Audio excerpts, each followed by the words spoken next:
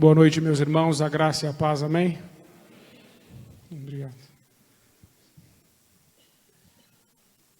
Hoje vamos dar sequência à série Idolatria, Lei da Responsabilidade. Vamos falar um pouco sobre isso, por isso que eu coloquei essa foto ali, que tem algumas pessoas meio que amarradas umas às outras ali, para trazer até um discernimento através dessa imagem, de que não tem como a gente se desvincular completamente da nossa família, de onde viemos.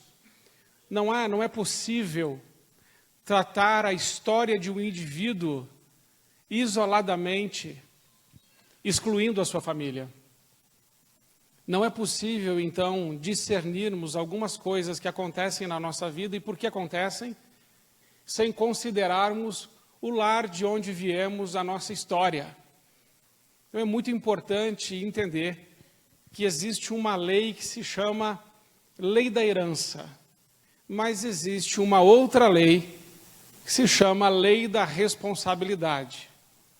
E eu quero falar um pouco sobre isso essa noite, sobre aquilo que recebemos dos nossos pais, sobre aquilo que recebemos da nossa família e também sobre a responsabilidade que temos diante daquilo que recebemos.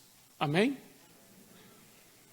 Feche seus olhos por um momento. Se você puder, põe a mão no seu coração. Você que nos assiste também em casa, no seu trabalho, você pode fazer isso se quiser.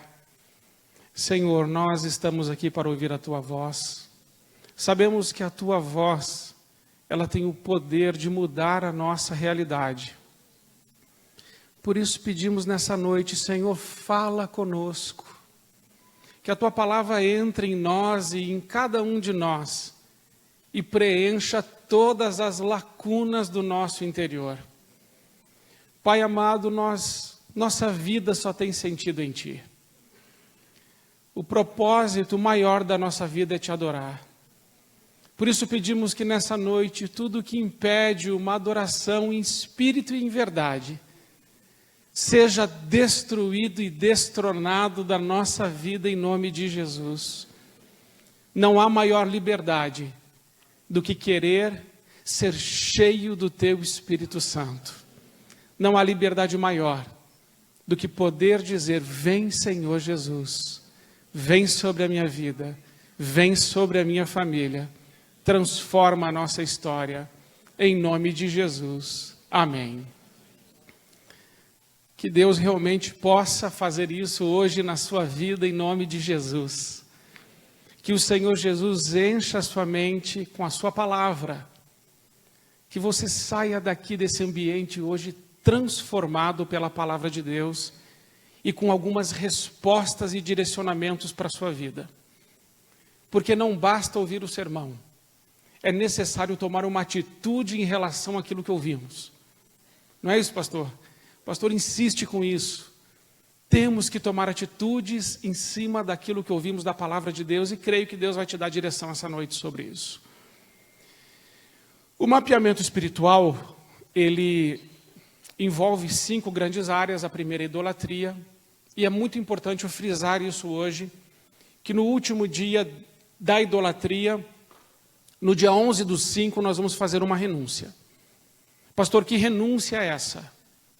É a renúncia de todos os nossos envolvimentos com qualquer coisa ou pessoa, julgo desigual, que desagradou a Deus. E também, nesta renúncia, nos colocaremos diante de Deus em favor da nossa família, mas faremos como fez Esdras, Neemias e Daniel no capítulo 9, que confessaram a Deus o pecado dos seus pais.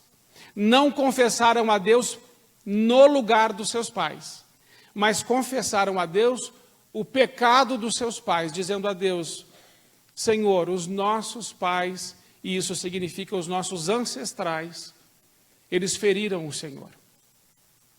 Eles foram idólatras. Eles foram promíscuos. Houve abuso, houve aborto, houve separação, houve traumas na minha família. Mas eu quero me colocar agora diante do Senhor em favor de mim e da minha família. E nesse dia da renúncia, nós renunciamos a todos os envolvimentos, pactos e alianças que não estão em conformidade com a palavra de Deus e verbalizamos isso diante de Deus. E ao mesmo tempo, nós renovamos com Cristo a nossa aliança e declaramos que nós e a nossa casa pertencem a Deus e que a nossa linhagem será conhecida nessa terra como uma linhagem bendita e abençoada pelo Senhor. Amém, meus irmãos? Então, no fim disso tudo, nós chegaremos neste lugar, porque no mapeamento espiritual, quando fazemos do gabinete, ao final de cada um desses temas, nós encerramos com uma oração de renúncia. Herança. A história familiar não determina obrigatoriamente o que vai nos acontecer. Ali está escrito um pouquinho diferente. Não determina obrigatoriamente o caráter de um indivíduo, mas exerce uma influência que não pode ser subestimada. O lar de onde viemos não vai determinar de uma forma fatalista que irá continuar assim.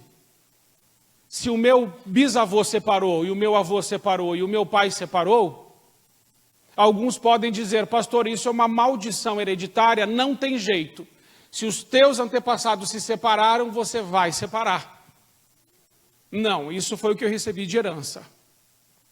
A herança influencia, mas a herança não determina.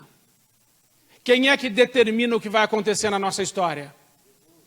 Mas, além de Jesus, quem é que tem que dar uma resposta?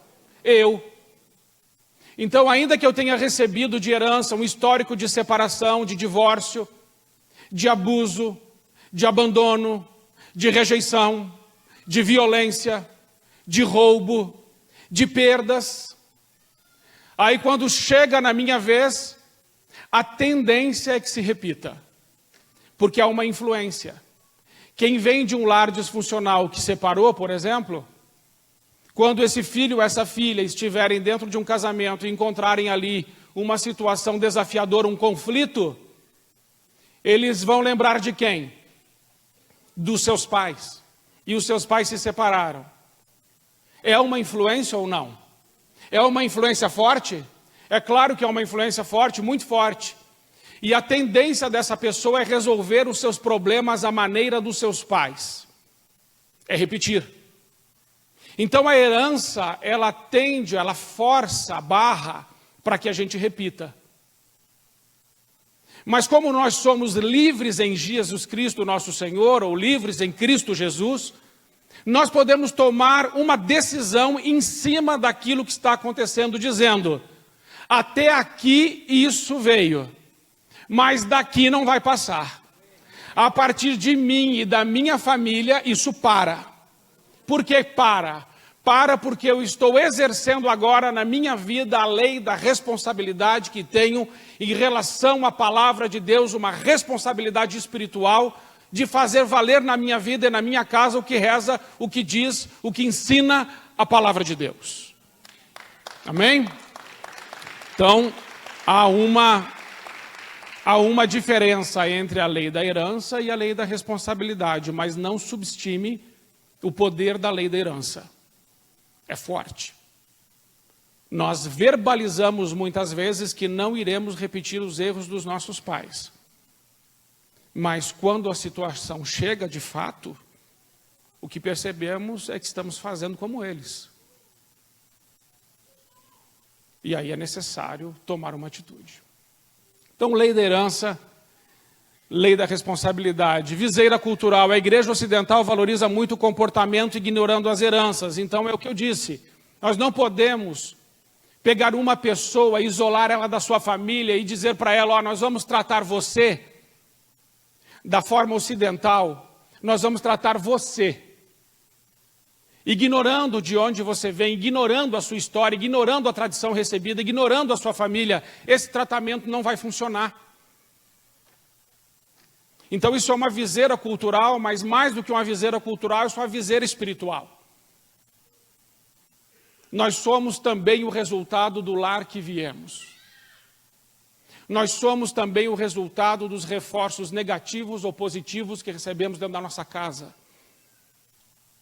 Nós somos o resultado, muitas vezes, das circunstâncias, até que a gente comece a exercer a lei da responsabilidade, dizendo, aqui não, agora chega. Eu me levanto como uma voz de Deus nesse lugar, para dizer que até que veio, mas daqui não vai passar em nome de Jesus. Esse espírito é o Espírito de Deus. Um espírito de ousadia, um espírito de coragem, um espírito de poder que está sobre a vida de todo aquele que crê em Jesus Cristo, nosso Senhor. Esse espírito é capaz de te iluminar, de te capacitar, de dar a você inteligência, entendimento, revelação, palavra de conhecimento, sabedoria. Ele te guia em toda a verdade, ele te convence do que é errado e ele te leva a fazer aquilo que vai glorificar o nome de Deus Pai Todo-Poderoso lá na sua família. Quando você se levanta dessa forma, a sua história muda e a história da sua linhagem muda junto. Porque você não está mais deixando a mesma herança, agora você está deixando uma nova herança. Uma herança espiritual, onde nós somos mais do que vencedores em Cristo Jesus, onde nós podemos todas as coisas daquele que nos fortalece, onde sabemos que estamos ligados na videira verdadeira e por isso somos também um canal da vida de Cristo. Onde havia uma vida infrutífera, agora há uma vida que dá muito fruto porque está ligada em Cristo. Onde havia deserto, agora há um jardim regado. Onde havia tristeza, agora há alegria. Aonde havia guerra, agora há paz. Aonde havia dor, agora há um alívio, um bálsamo que vem do céu. Aonde havia discórdia, agora há união. Aonde eu vi o ceticismo, agora há fé. Por quê? Porque o Espírito Santo de Deus habita em você. E porque o Espírito Santo de Deus é corajoso e ousado. Por isso ele diz a nós, não tema, não desanime, seja forte e corajoso, seja forte e corajosa, porque ainda que o problema que vivamos em família seja muito grande, Deus é muito maior. Amém? Vamos ler o texto. Lucas, capítulo 10, eu vou ler aqui para não ficar de costas para você. Então eu vou ler daqui. E ensinava no sábado numa das sinagogas, e eis que estava ali uma mulher que tinha um espírito de enfermidade, havia já 18 anos e andava curvada, e não podia de modo algum endireitar-se. E vendo-a Jesus, chamou a si e disse-lhe, mulher, estás livre da tua enfermidade. E pôs as mãos sobre ela, e logo se endireitou e glorificava a Deus. E tomando a palavra, o príncipe da sinagoga, indignado porque Jesus curava no sábado, disse à multidão, 6 dias há em que é mister trabalhar, nesses, pois, vinde para ser descurados, e não no dia de sábado. Respondeu-lhe, porém, o Senhor e disse, hipócrita, no sábado não desprende da manjedoura a cada um de vós o seu boi ou jumento, e não o leva a beber? E não convinha soltar desta prisão, no dia de sábado, esta filha de Abraão, a qual 18 anos Satanás tinha presa? E dizendo ele isso, todos os seus adversários ficaram envergonhados, e todo o povo se alegrava por todas as coisas gloriosas que eram feitas por ele. Amém? Meus irmãos, lendo esse texto, essa semana, eu fiquei tão feliz porque eu vi Jesus entrando na igreja. A sinagoga era uma igreja. E o próprio Jesus Cristo foi pregar. O Deus Todo-Poderoso, que criou o céu e a terra, aquele que tem todo o poder e autoridade, ele estava ali dentro daquela igreja. E havia uma pessoa, uma só, que precisava demais da graça dele. Uma mulher encurvada há 18 anos. E ela ouviu aquela voz. Mas ela não conseguia olhar para ele, porque ela era encurvada. Para uma mulher deve ser algo muito terrível a situação desta mulher. Uma mulher encurvada. Mulher ama espelho. Até o do micro-ondas, né? Às vezes está ali na cozinha, não é assim? está ali na cozinha preparando a comida e de repente olha o micro-ondas, tem aquele negócio assim, ela continua. Você já viu isso? Eu tenho 2 lá em casa. Eles competem no micro-ondas. Eu falei, meu Deus, como mulher gosta mesmo de um espelho. Mas essa mulher não podia se olhar no espelho. Essa mulher olhava para os pés. E não só os dela, os de todo mundo. E ela conhecia as amigas e talvez até as inimigas pelos pés.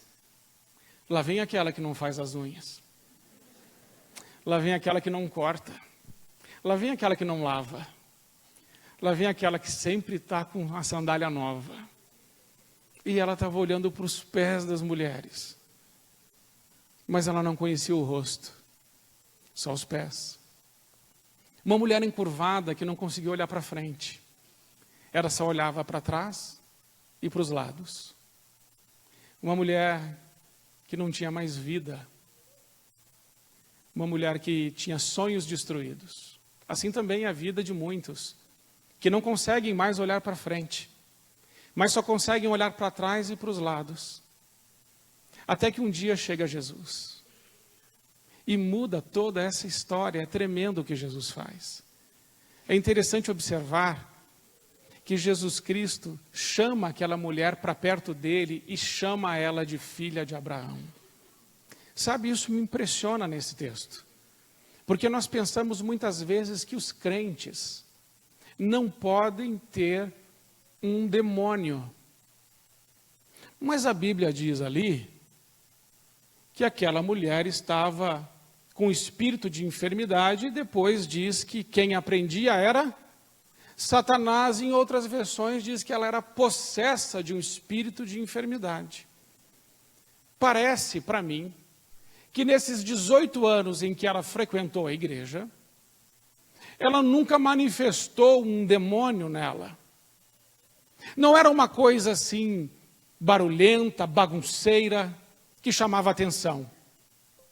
Mas esse demônio que estava na vida desta mulher, que era uma filha de Abraão, portanto, crente, era um demônio que a mantinha curvada. Assim, meus irmãos, existem demônios que podem estar em nossas vidas, nos curvando em alguma área, em alguma coisa. Será que você está em pé em todas as áreas da sua vida? Será que em nenhuma área da sua vida você está olhando para baixo?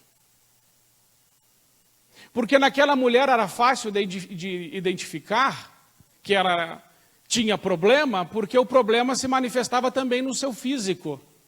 Mas e se não se manifestasse no seu físico? Se ela fosse só enferma, mas não fosse uma mulher encurvada, quem poderia dizer que ela tinha problema? Por isso hoje, em nome de Jesus, eu peço que você seja sincero e sincera com você mesmo. E não cometa o erro que eu vou falar agora. Se ele passar. Se passou. Deixa eu ver se sou eu. Aqui sou eu. Discernimento espiritual. E eis que estava ali uma mulher que tinha um espírito de enfermidade. Extremos perigosos e perigos extremos. Primeiro, espiritualizar o natural. É perigoso a gente ir para o misticismo? Agora vamos espiritualizar tudo? Tudo é demônio? Isso é errado. Mas também naturalizar o espiritual é errado. Misticismo. Naturalizar o espiritual, ceticismo. Espiritualizar o natural, misticismo. Tem muita gente levando o filho para psicólogo quando devia estar levando para o pastor. Tem muita mulher e homem indo procurar ajuda de médico e psicólogo quando devia estar dizendo ao Espírito Santo, revela na minha vida o que está errado. Tem muita gente hoje que está vivendo uma prisão, uma cadeia na sua vida, como aquela mulher viveu essa cadeia por 18 anos, de forma ininterrupta. E a Bíblia diz que de forma alguma ela podia se endireitar, porque as armas da nossa milícia não são carnais.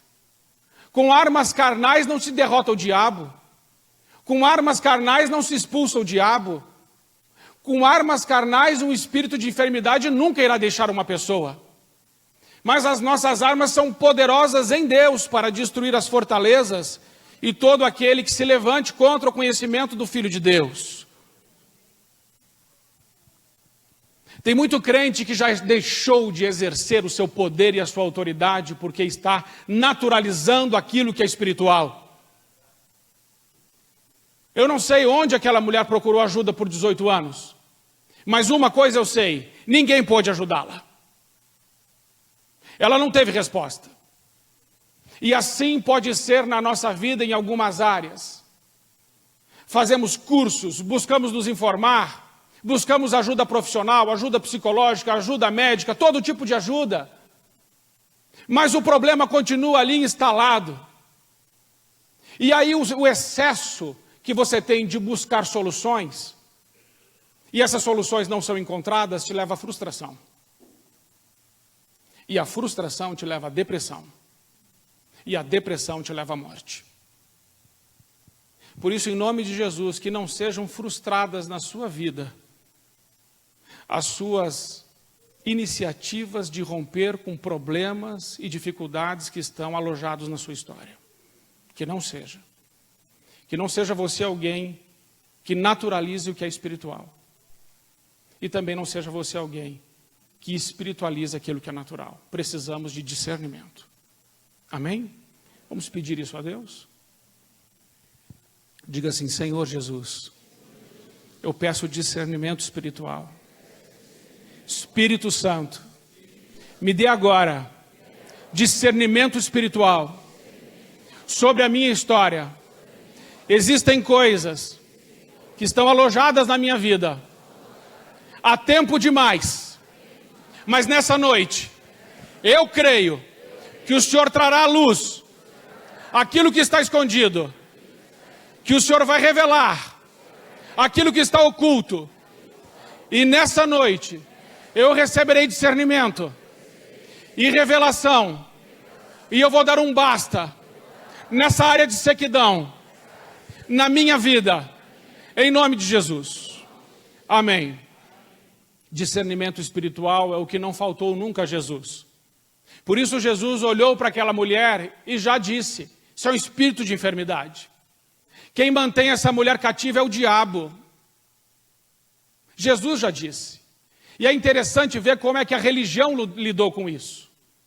Porque o chefe da sinagoga que está ali, a forma dele lidar com isso, com esse milagre que Jesus Cristo fez, foi dizer que há 6 dias para se curar. E o 7º dia não é para isso. Ah, meus irmãos, quantas curas esse chefe da sinagoga fez? 6 dias há para se curar. Aquela mulher estava ali, na igreja dele, há 18 anos. Aí quando chega um pastor de verdade na igreja, aí ele fala assim: é 6 dias para curar. Que coisa! Não é? Irritante? Irritante, como é que Jesus não ia se irritar? Chamou ele na hora do quê? Na hora ele chamou-se hipócrita. Você desprende o seu boi, você desprende o seu jumento, você dá comida para suas galinhas, e eu não posso livrar essa mulher que está presa há 18 anos? Que palhaçada é essa? Que religiosidade falsa é essa? Que farisaísmo infértil e desértico é esse que você vive? Que religiosidade miserável. Porque naquele dia chegou Jesus. E eu creio que nesse dia eu pedi ao Senhor Jesus: Senhor, vai lá hoje e visita os irmãos que estiverem lá. E assim como aquela mulher não saiu sem resposta, Senhor, não deixe que os teus filhos saiam sem resposta essa noite. Idolatria do sentimento. Há 18 anos, nossas escolhas constroem hábitos que definem o nosso caráter e determinam o nosso destino. Não podemos fazer das rejeições ou influências herdadas uma justificativa para a nossa irresponsabilidade espiritual. Herança é o que fizeram comigo. Responsabilidade é o que eu vou fazer com o que fizeram comigo. Há 18 anos, aquela mulher, ela tinha sido presa por Satanás. Naquele texto que acabamos de ler, quando Jesus fala há 18 anos, Jesus não está falando para o líder da sinagoga. Quando Jesus Cristo fala há 18 anos essa mulher está presa com espírito de enfermidade, ele também não está falando às pessoas que estão no culto. Quando Jesus Cristo está falando há 18 anos essa mulher está presa, Jesus Cristo está falando com ela. Porque essa informação só importa a ela. Jesus, ele vai no ponto, na causa do problema. Há 18 anos te aconteceu alguma coisa, mulher. Há 18 anos você está machucada, você está magoada, você está ferida. Há 18 anos atrás morreu teu filho e você está com um problema comigo. Há 18 anos atrás você fez um aborto e até hoje você não se perdoou por isso. Há 18 anos atrás você se separou, seus filhos se perderam e há 18 anos você sofre. Há 18 anos atrás aconteceu alguma coisa na sua história que você criou um altar para aquilo que aconteceu na sua história. Você começou a idolatrar um sentimento. A idolatria de um sentimento tira Deus do trono do seu coração. Porque quando idolatramos um sentimento, quem é que nos diz o que fazer? É aquele sentimento. Quem nos diz o que não fazer é ele. Até onde vamos é ele. É aquele sentimento que toma as rédeas da nossa vontade, escraviza a nossa vontade e faz de nós escravos, porque aquele sentimento agora tomou conta do nosso coração. E Deus já não pode mais falar como falava, e se ele fala nós não ouvimos, porque idolatramos aquele sentimento. É como uma pessoa que está magoada com a outra. Enxergando aquela pessoa que tem mágoa, você tem vontade de se aproximar dela ou de se afastar dela? E quando você afasta dela, você obedece a Deus ou você desobedece a Deus? Se você desobedece a Deus, quem é que tomou agora o controle? Cuidado com aquilo que você sente. Cuidado para não idolatrar um sentimento. Cuidado para não idolatrar uma ferida. Cuidado com as explicações. Tem muita gente que sabe o que aconteceu na sua história e que não foi bom. E ela diz assim, não, eu sei, pastor, deixa eu te explicar. E a pessoa explica tudo, argumenta. E a pessoa debate com você sobre o assunto, mas não resolve. Continua idolatrando aquilo. Então a idolatria, ela tem um conceito muito mais amplo do que a gente possa imaginar. Podemos construir um altar no nosso coração. Pode passar mais um.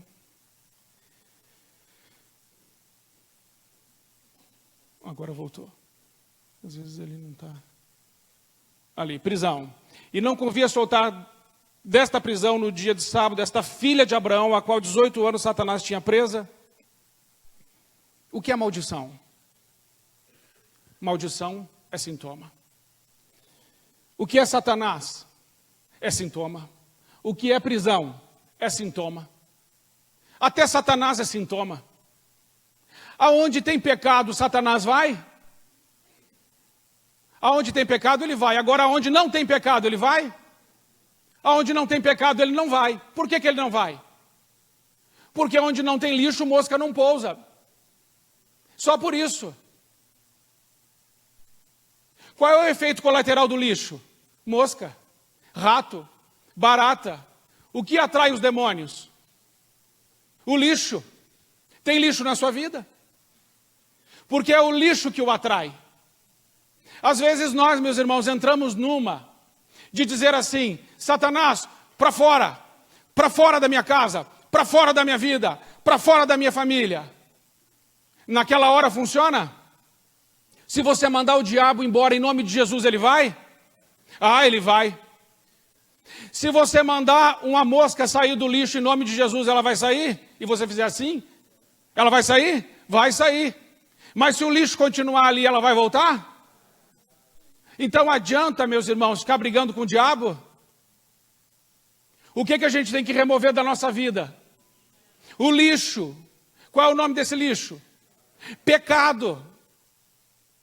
Nós temos que exercitar a lei da responsabilidade para dizer assim: lixo aqui em casa não, lixo na minha vida não, lixo na minha família não. A minha casa é limpa, a minha casa está coberta com o sangue de Jesus. Aqui nós vivemos os princípios e os valores da palavra de Deus, custe o que custar.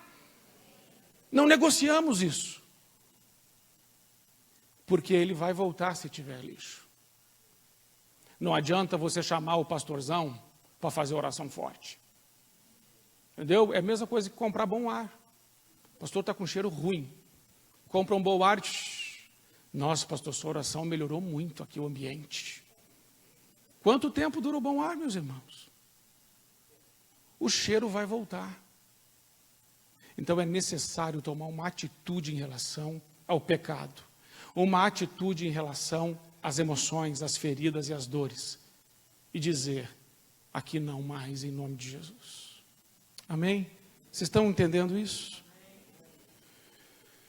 Reativando a memória, Jesus tocou cirurgicamente a ferida da mulher há 18 anos. Ao datar o trauma, Jesus ativou sua memória, levando a mulher a enfrentar a origem daquele mal, desancorando a vida daquele passado presente para nunca mais se dobrar ou encurvar ou idolatrar o passado. A revelação de Deus sempre vai gerar um confronto. Quando Deus revela algo na nossa vida, Ele revela para nos confrontar. Ele não revela por revelar. Se você observar o texto com cuidado, você vai ver que Jesus disse: mulher, você está livre desse teu espírito de enfermidade. E ela continuava encurvada. Quando Jesus deu aquela palavra, mulher, estás livre do teu espírito de enfermidade, você crê que aquele espírito de enfermidade saiu dela? Eu creio. Eu creio. Porque é impossível desobedecer a palavra de Jesus. Agora, quando Jesus tocou nela, o que é que Jesus estava curando?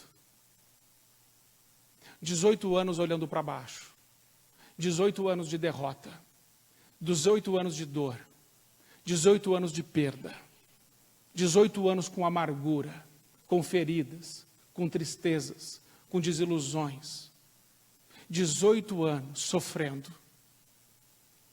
Como é que fica a nossa alma? O espírito daquela mulher se levantou na hora que Jesus falou, mas o corpo dela que não se mexeu é a alma ferida. Então Jesus, impondo as mãos sobre elas, diz o texto, ela se endireitou. Precisa do toque. Nós precisamos do toque de Jesus. Porque existem feridas tão profundas dentro de nós, que só uma palavra não é o suficiente.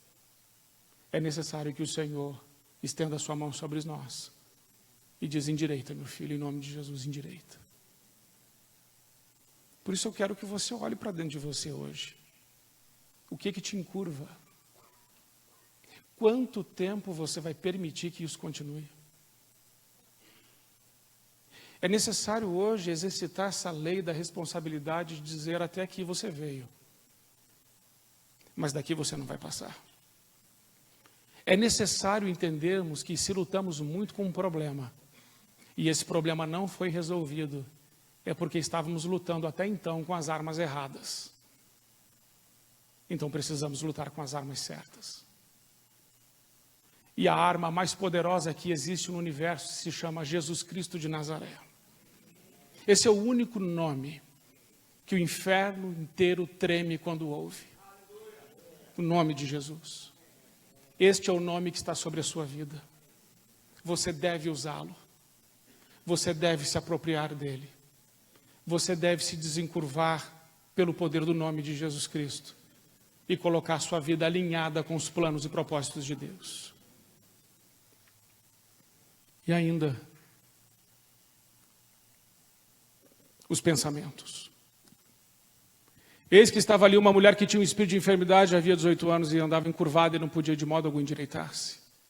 Tenha cuidado com o que você pensa, pois a sua vida é dirigida pelos seus pensamentos. Nunca fale mentiras nem diga palavras perversas. Olhe firme para frente. Isso me chamou muita atenção. Uma coisa que aquela mulher não conseguia fazer há 18 anos era isso. Olhar firme para frente. Olhar nos olhos, não desviar o olhar, não se acovardar, não se intimidar, não recuar. Mas isso começou antes. Começou onde? Tome cuidado com o que você pensa. Porque a sua vida é dirigida pelos seus pensamentos. Nunca fale mentiras, nem diga palavras perversas. Olhe firme para frente, com toda a confiança. Não abaixe a cabeça. Meus irmãos, eu acho que Jesus recitou esse versículo depois no ouvido dela. Minha filha, esse aqui é o teu versículo. Nunca mais abaixe a sua cabeça. Pense bem no que você vai fazer. E todos os seus planos darão certo. Deixa eu falar uma coisa para você. Sabe por que algumas coisas não se rompem na sua vida e nem na minha vida?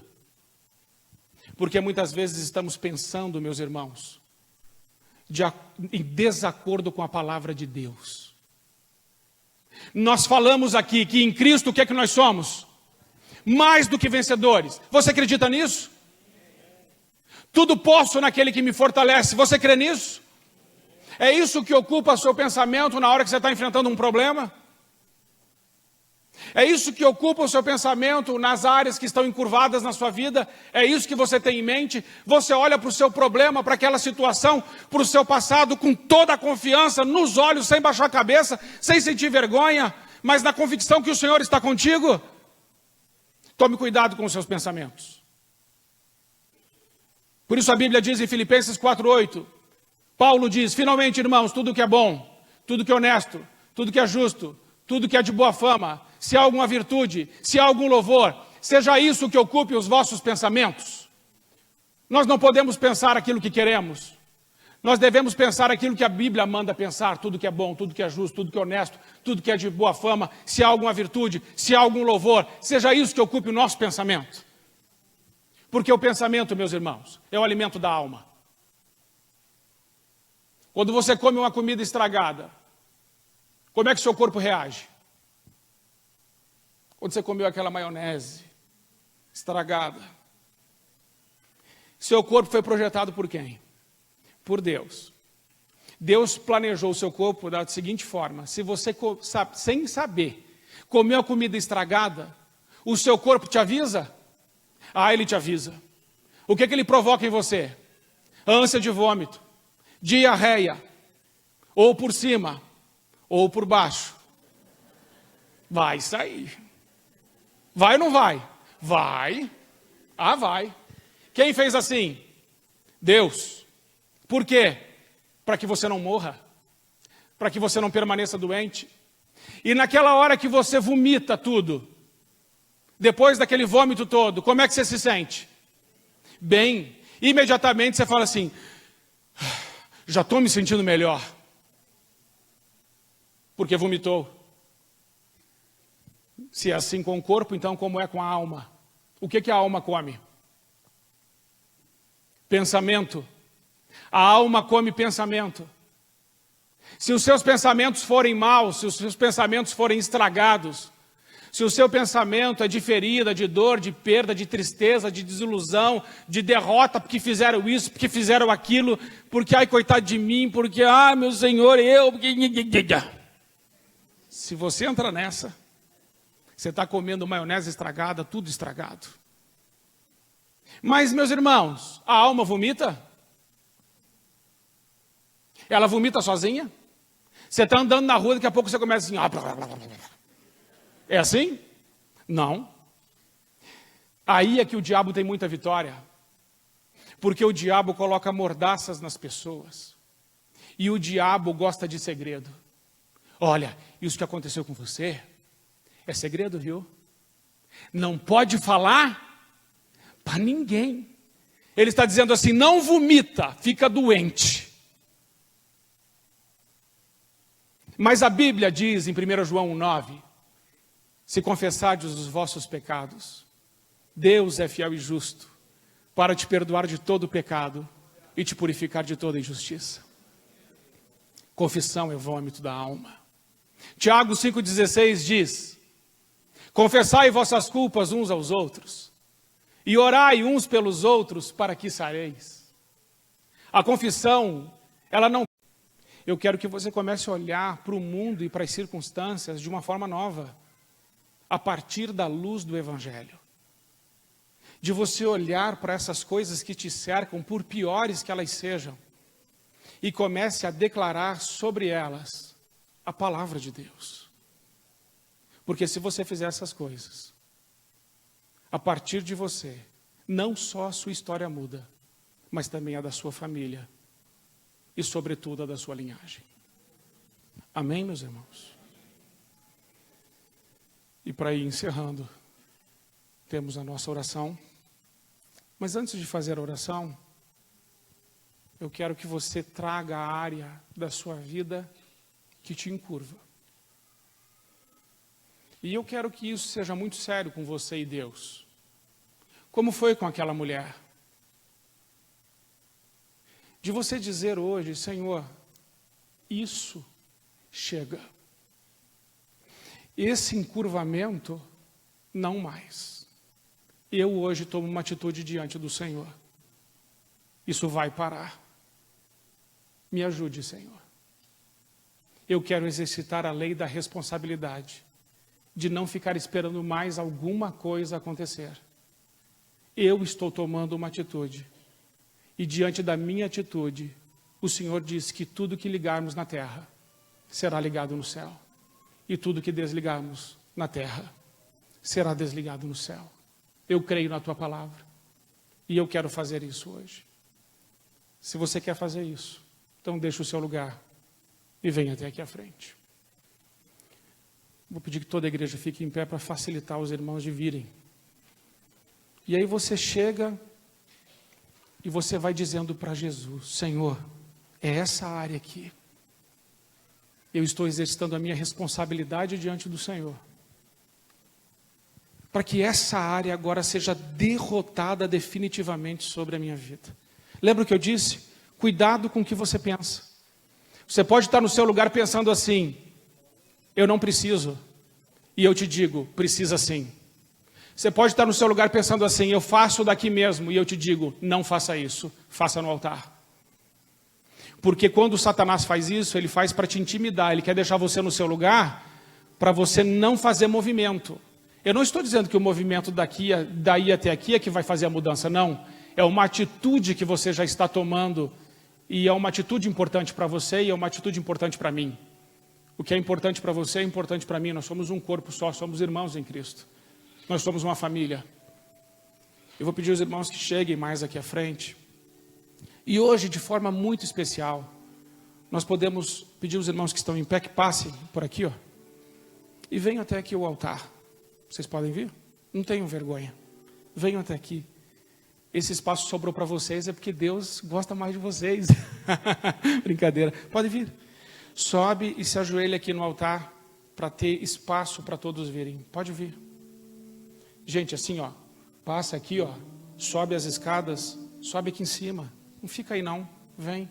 Você que está no corredor, vem. Sabe por quê, gente? Uma coisa que precisa ser quebrada na nossa vida, essa distância do altar. Isso precisa parar. A gente tem que estar junto do altar. Sobe aqui em cima do altar. Às vezes você ficou pensando assim: pastor, eu queria estar lá no altar. Passa pelas escadas laterais, sobe aqui no altar, se ajoelha aqui no altar, esse tempo é teu. Jesus está aqui no altar, Jesus está aí também. Pode vir, tem bastante espaço, e ainda tem um tempinho, então você pode vir. Isso, vem pelas laterais, vocês podem subir pelas laterais e vir aqui. Isso, Márcio, pode puxar a fila, vem para cá, pode vir. Carol também. E eu quero propor uma coisa nova aos irmãos. Eu quero propor aos irmãos, isso, meus irmãos, podem subir. É um ato simbólico? É. Mas sabe, gente, é importante. É muito bom. Quem quiser ainda vir para o altar, fique bem à vontade, tá bom? Não vamos chamar ninguém pelo nome, eu prometo.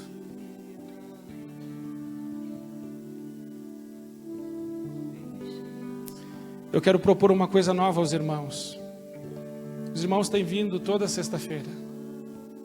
E o que eu quero propor aos irmãos é assim: quando o pregador estiver pregando aqui no altar, independente do pregador que for, e eu digo isso para você que está na sua casa também, e você sentiu que Deus falou com você naquela hora, naquela palavra, naquele toque, eu quero pedir um favor aos irmãos, que quando isso acontecer, saia do seu lugar e venha para o altar, e se ajoelhe aqui na frente. Pastor, o senhor não fez o apelo, pode ir? Pode sim. Mas o senhor não chamou ninguém?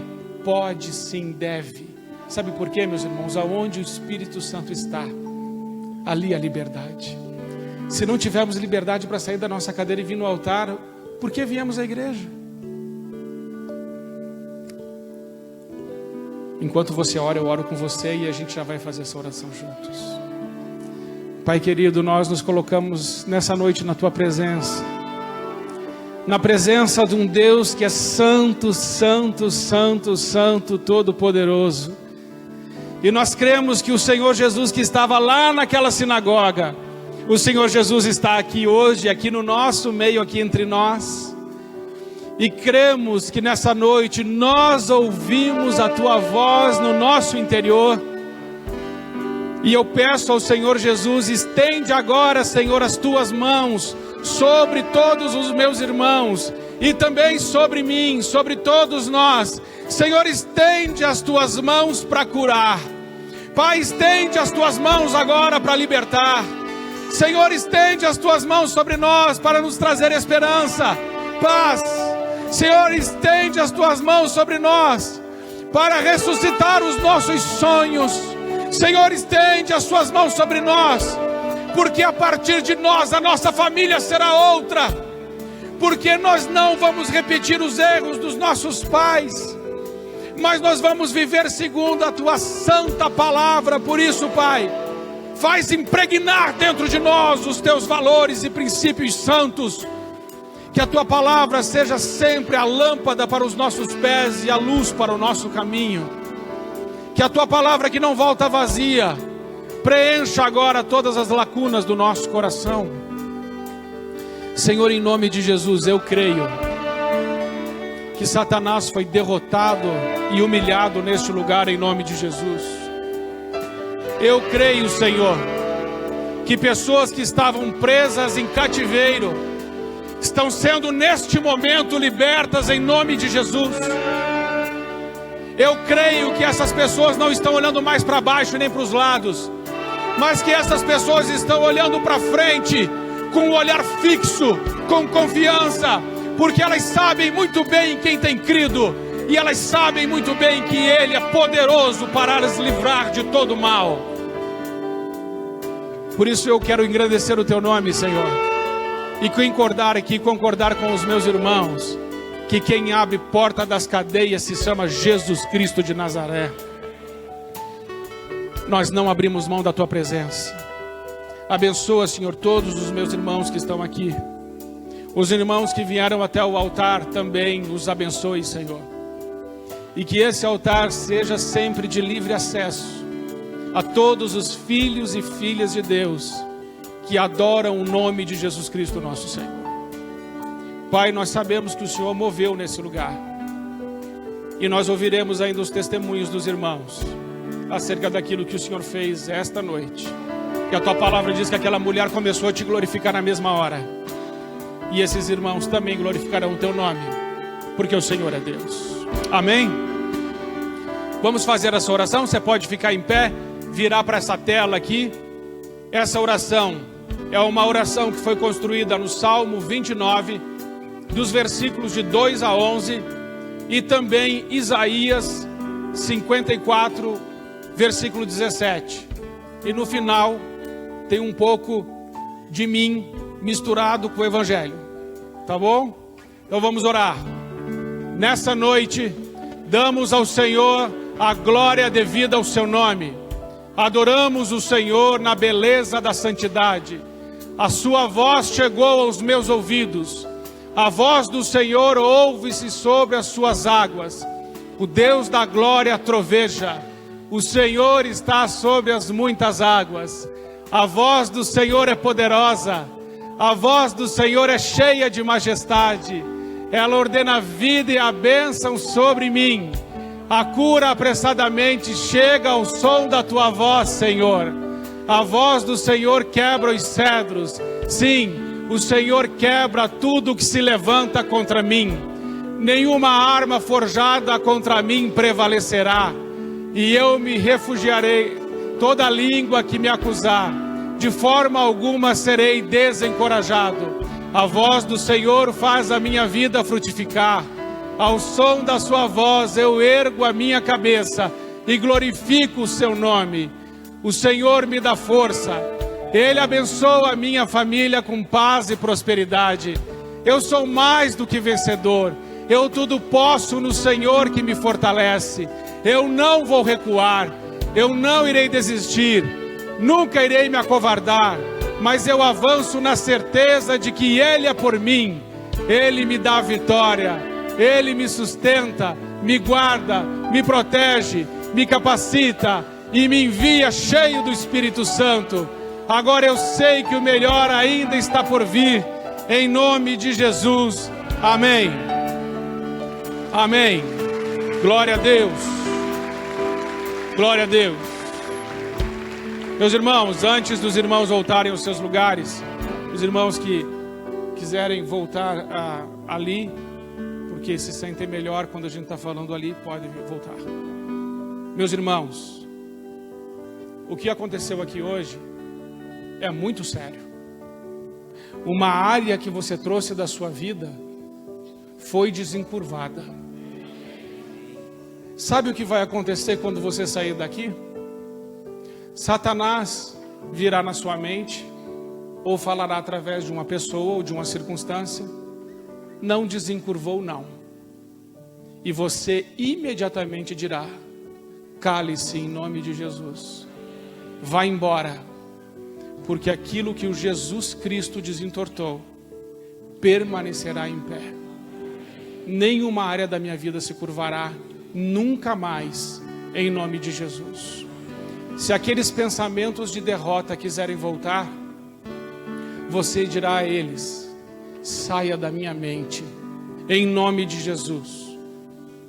Porque, meus irmãos, Satanás tentará colocar pensamentos de derrota em você.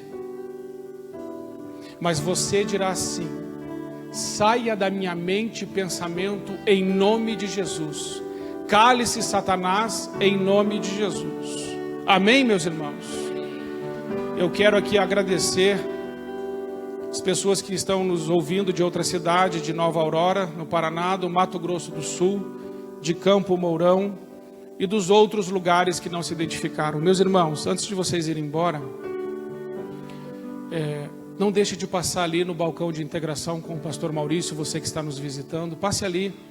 Por que que isso é importante, meus irmãos? Porque você que está nos visitando, você precisa ser cuidado. Queremos cuidar de você, amar você e continuar caminhando junto com você. E você, pastor, eu quero orar junto com o pastor, eu quero orar junto com o conselheiro sobre algumas coisas ainda que estão na minha vida. Você se sentará aqui nessas cadeiras à frente e nós iremos até você. Amém, pastor? E esse aqui é o convite do Cine Café. É um convite para casais, no dia 14 de abril, às 18h30, no anexo 2. Eu já participei de vários deles. A comida é muito boa, vale a pena. E tem outras coisas boas também. Amém, meus irmãos? Coloque sua mão assim. Senhor, meu Deus, eu quero te agradecer, porque eu creio, Pai, eu creio que nessa noite houve um divisor de águas na vida dos teus filhos. Eu creio sim, Senhor, que áreas de derrota foram derrotadas nessa noite. Eu creio, Pai, na tua palavra, e creio que os meus irmãos frutificarão em todas as áreas da sua vida, em nome de Jesus. Também creio que nenhum dos meus irmãos olhará para trás, nenhum deles olhará para baixo, mas todos os meus irmãos terão os olhos para frente, no autor e consumador da nossa fé. Senhor, mantenha os olhos deles no alvo e ajude-os nessa semana, em nome de Jesus. Amém. Vá em paz, que o Senhor te abençoe.